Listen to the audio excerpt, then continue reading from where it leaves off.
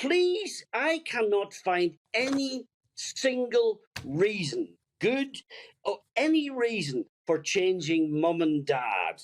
I mean, there is no logical. There's nothing good about this at all. And birthing parents, for God's sake, and I believe homeless. You can't mention homeless. You can't mention deprived generations. And apparently, trans people experience pregnancy. Well, listen, I would love to have a debate with a trans person who's experiencing pregnancy, because I don't understand that at all. The whole thing. And do you know what, Mark? I was talking to a friend in Canada, as I have done on previous occasions, about this similar debate. And his words are simple. Your country is not only going to the dogs in a handcart, it's racing there on a horse race, and it's almost there, and we are becoming a complete laughing stock. And why is nobody standing up in Parliament and actually saying, can we cut this crap right now? I'm not suggesting we can make a law that makes all this nonsense, because we can't. We've got enough bloody laws.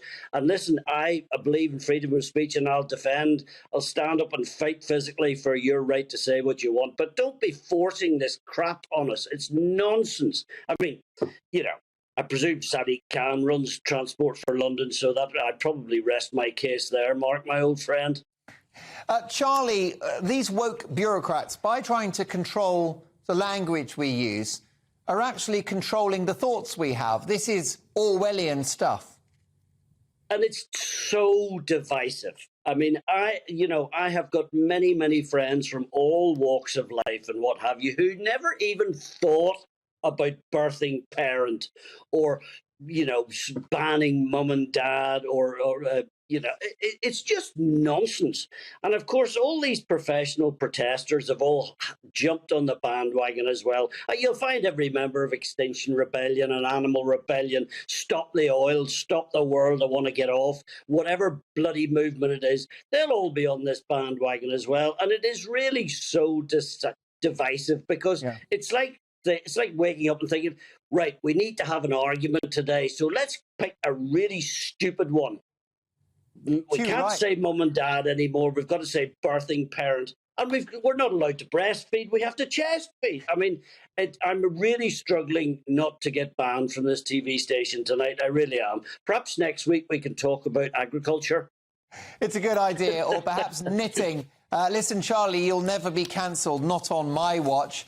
You're an actor, you work with words, and the great thing about the English language is just its rich lyricism, and just the number of words we have at our disposal. And what these control freaks want to do is shrink down our language so it fits the narrative.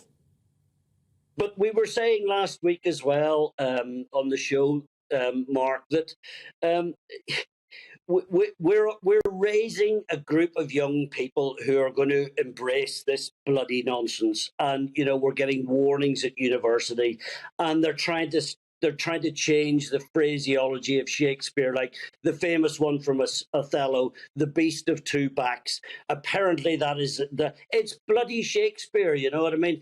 And we're sending warnings, trigger warnings to Oxford University students, and they'll all be lapping this birthing parent up nonsense. They really will, and I despair. I mean, I presume GBNews will never embrace it, and I hope so. But you have to worry for the other channels, or not worry, as the case may be.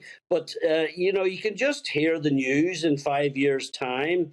And now, God willing, as I've always said, we will all grow out of this nonsense. But the sooner the better, as far as I'm concerned. Because apart from anything else, Mark, I'm getting very, very confused about the whole affair. It is confusing. Ladies and gentlemen, they, he, him, it is all confusing.